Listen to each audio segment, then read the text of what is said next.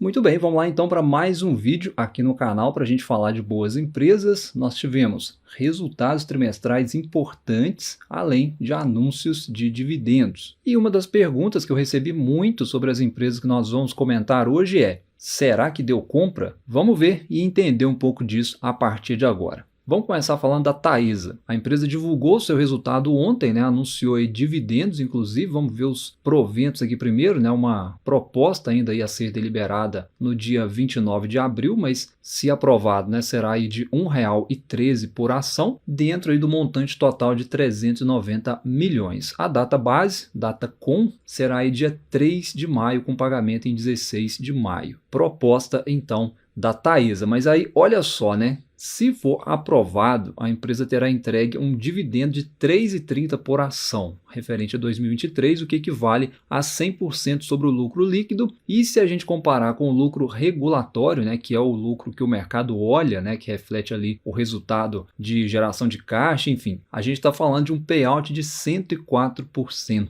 Então, dá-lhe dividendos, mas aí fica aquela pergunta, aquelas perguntas, e os projetos? E os investimentos para o futuro?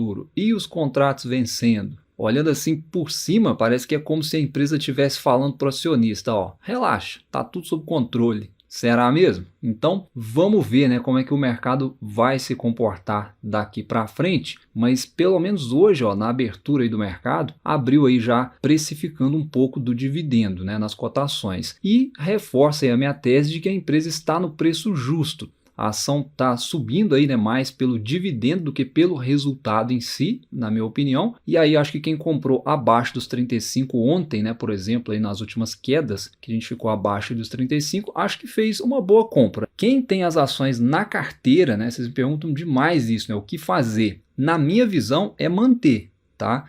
E quem não tem, está pensando em comprar agora, acho que é melhor esperar, principalmente agora, que já está com o dividendo anunciado, esperar passar essa data com. Até lá, olha para outras elétricas. Tem empresa boa aí no setor. Eu vou até colocar aqui qual elétrica que eu me refiro, que é a que eu estou de olho mais aí desde o ano passado para cá, que é a Transmissão Paulista. Inclusive, vocês me perguntaram demais essa semana sobre preço teto, e se é compra abaixo ali dos R$ 25. Então, já eu vou falar um pouquinho rapidamente aí sobre a Transmissão Paulista também, mas para a gente encerrar aqui sobre Taesa, olhando rapidamente aqui os resultados da empresa, e é daqui que você, investidor, que nós que investimos na empresa, temos que fazer as nossas ponderações e entender algumas questões, porque a gente tem pontos aqui de atenção e que vão pressionar sim as cotações à frente se nada mudar. Então olha só, a receita até cresceu, positivo, Só que vale lembrar também o seguinte, que a receita foi impactada positivamente pelo ajuste do IPCA, isso também é positivo, mas do lado negativo, que é o que mais pesa aí para a Taesa, a gente teve também o impacto aí da deflação do IGPM. E esse é um ponto de atenção aí, tá, pessoal? Por quê? Olhando aqui para os contratos vigentes da empresa, tem muita coisa atrelada ao IGPM. Então, deflação do IGPM é ruim para a empresa, tá? Tem que fazer as contas aí direitinho, mas pelo menos olhando aí para as concessões, a metade aí, se não for um pouco mais, é atrelado ao IGPM. E aí, sabendo disso, o que a empresa precisa fazer? É aumentar a receita, E aí, para que ela consiga aumentar a receita, fatalmente ela vai ter que aumentar a alavancagem. Não tem jeito, tá? Ela até vem conseguindo segurar esse endividamento ali no limite, 3,7 vezes atualmente. Acho até que dá para bater os 4 vezes EBITDA, mas é praticamente impossível uma empresa, qualquer empresa que seja, crescer receita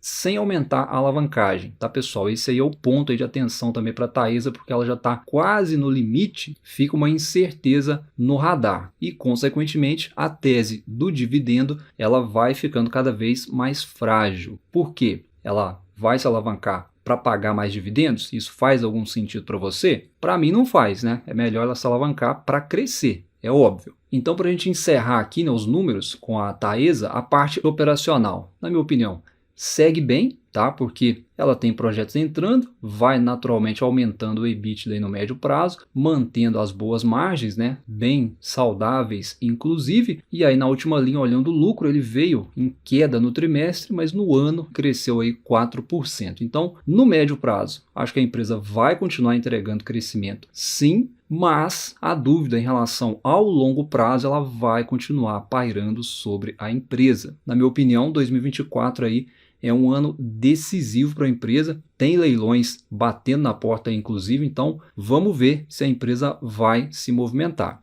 E dito isso, né, como vocês me perguntam muito das elétricas, Taesa e Transmissão Paulista principalmente, então respondendo aí as perguntas, né, se deu compra, como eu disse, né, Taesa abaixo dos 35, acho interessante, apesar, né, que eu não estou comprando, eu estou olhando mais para a Transmissão Paulista, como eu tenho comentado aqui em vídeos passados, então abaixo dos 25, agora falando de Transmissão Paulista, na minha opinião é compra, respondendo quem perguntou, tá? A minha última compra de Transmissão Paulista, como eu falei para vocês, foi no final do ano passado, nessa queda aqui, né, abaixo ali dos 23, perto dos 22. E aí eu ia esperar, né, o resultado consolidado de 2023 sair para fazer o preço teto, como eu havia comentado, né? Eu trouxe o resultado em vídeos passados, né? A empresa segue crescendo e, na minha visão, hoje para a empresa é mais aí uma tese de crescimento do que propriamente dividendos parrudos, né? Pelo menos no médio prazo, tá? Eu acho que nesse intervalo de médio prazo a empresa vai queimar caixa, vai talvez aumentar ali os seus custos por causa dos leilões que ela arrematou recentemente, ela tá com bons projetos na mão, mas vai fazer desembolsos grandes aí pela frente. Sabendo disso, eu tô olhando mais crescimento no futuro. Então aqui para a gente traçar o preço teto, respondendo aí quem pediu, poderia testar aí com várias taxas, né? 6%, 7%, 8%. Enfim, ver aí qual preço faria mais sentido dentro do cenário que a empresa está passando hoje. Na minha visão, seria mais lógico a gente usar pelo menos 8% de taxa para fazer o nosso cálculo, né? Aí fazendo a média dos últimos 5 anos, nós temos aí a média de dividendos por ação e aí eu divido pela minha taxa que eu vou usar, que é 8%, e eu tenho um preço teto aí de R$ 25,00 aproximadamente. E aí talvez você pode se perguntar, por que 8% e não 6% como o Barsi faz?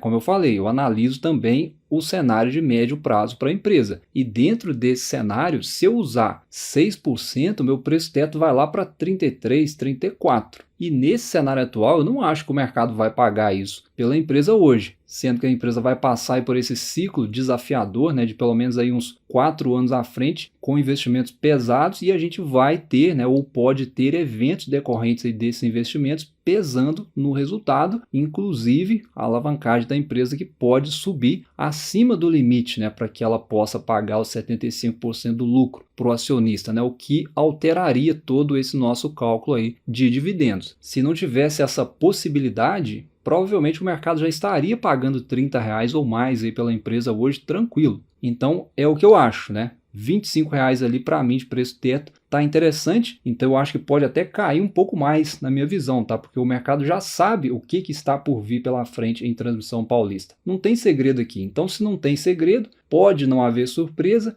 Se não tem surpresa, sem upside, e aí o mercado corrige preço. Respondendo quem perguntou, mais uma vez, né, se é compra, na minha opinião, sim. Mas aqui, lembrando, é tese para colher frutos depois aí de uns 5 anos à frente, olhando os projetos que a empresa está trabalhando em cima deles. E agora comentando rapidamente mais uma empresa aí que vocês me perguntaram aí bastante se deu compra, a 3R. É mais uma tese que eu comentei aqui no canal, né, que eu estava comprando nos fundos no final de 2023, né, e comprei um pouco também no início agora de 2024, em janeiro, ali nos 26, 27, né, então respondendo quem perguntou, eu sigo aí com a minha tese de desconto abaixo dos R$30, lembrando, né, que é ação para comprometer ali 3% da carteira, né, se você tiver apetite a risco, né, um pouco mais, estourar ali 5%, não é ação para dividendos, não é ação para fazer gracinha. Foca no crescimento de produção, melhora operacional da empresa e futuramente resultados consistentes. E isso ela vem sinalizando. Olha só, o resultado do quarto trimestre, né, consolidado em 2023, ele veio de crescimento. Olhando aqui rapidamente, ó, vamos para o consolidado, porque no trimestre a gente teve algumas paradas para manutenção e aí distorceu um pouco as receitas. Mas olhando aí consolidado, 2023 contra 2022, a gente tem alguns pontos positivos e negativos aí para ponderar. Veja que a receita líquida aumentou consideravelmente. Então, quem acompanha a empresa, né, deve se lembrar daquela aquisição grande que ela fez da Petrobras, né, o Polo de Potiguar, por mais de US$ 1 bilhão na ocasião. Então, aqui ó, na receita já é reflexo daquela aquisição. Maior produção que é igual a maior receita. É o primeiro objetivo aí da empresa que está sendo atingido, positivo. E aí, a partir desse ponto, né, a gente tem os desafios. O EBITDA, por exemplo, né, ele até veio aí com uma alta importante, mas a margem, apesar de boa, pressionada. Aqui é uma parte em que a empresa tem que enxugar os custos, né? E o problema é que nessa fase de investimento que a empresa está e de revitalização dos campos que ela adquiriu, isso fica um pouco apertado para fazer, porque ela fica muito dependente de preços do petróleo. E aí você vê ali ó, no preço médio de venda, né, que ficou abaixo de 2022 em 18%. O mercado até já esperava por isso, né, os preços do petróleo caíram muito em relação a 2022, mas de todo modo é ruim para a empresa, tá? Nessa fase de investimento, o ideal seria o petróleo subindo, né? E aí a gente vem para o segundo ponto, né, que ela precisa atingir com excelência, que é a redução de custo de extração, que eles chamam aí de lifting cost, né? Veja que ele subiu, isso aqui também não é bom, e é o que eu falei, isso deixa ela refém de preço e pressiona as margens. Qual que é a boa notícia, né? Olhando aqui no trimestre, a gente vê que esses custos eles vêm diminuindo, ou seja, ela está chegando cada vez mais perto ali de atingir o seu segundo objetivo, na minha visão, né, que é a redução de custos e minimizar, entre aspas, né, a dependência de preços do petróleo. Ela, nesse caso, ela ficaria imune, pelo menos, à volatilidade da commodity. Ainda não é o caso, mas a gente vê que ela está trabalhando para isso. Então, é um trabalho aí, né, de boa execução e excelência, né, que a empresa tem que fazer dia após dia, até chegar no terceiro e último objetivo, na minha visão, né, que é entregar lucros consistentes. E isso é algo aí que, por exemplo, a concorrente dela hoje faz muito bem, né, que é a PetroRio. A PetroRio passou por todo esse processo de crescimento e otimização das suas operações. Ela foi beneficiada sim, né, com a alta do petróleo na ocasião, obviamente, e aí ajudou bastante, mas para quem olha oportunidade, né, e gosta de risco, acho que o case de 3R ele chama a atenção, porque ela está percorrendo aí o mesmo caminho que a PetroRio percorreu e está conseguindo evoluir. Não é da noite para o dia, né? Com a PetroRio não foi, com a 3R também não será. E nesse trimestre, ó, olhando de novo para lucro, né, para resultado, ela conseguiu entregar um bom resultado, um bom lucro. Reverteu os prejuízos do trimestre passado e de um ano atrás e hoje gera lucro de novo, né? E o que está no radar hoje para a gente observar a mais aí no case? É a possível fusão com a PetroRecôncavo. É algo que pode acontecer e pode ser benéfico aí para ambas as empresas. Então, para mim, 3R é um case de oportunidade,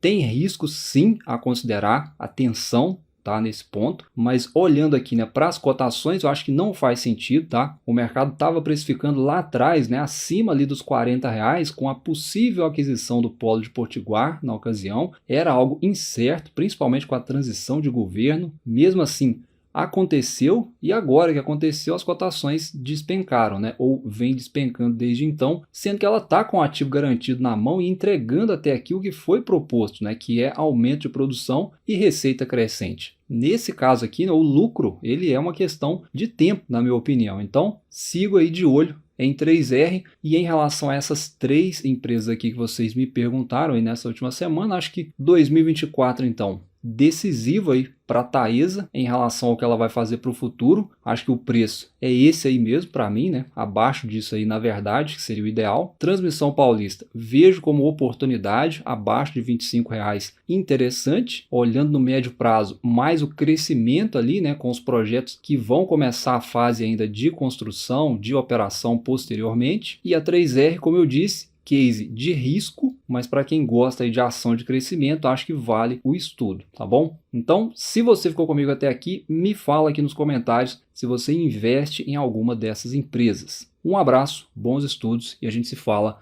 num próximo vídeo.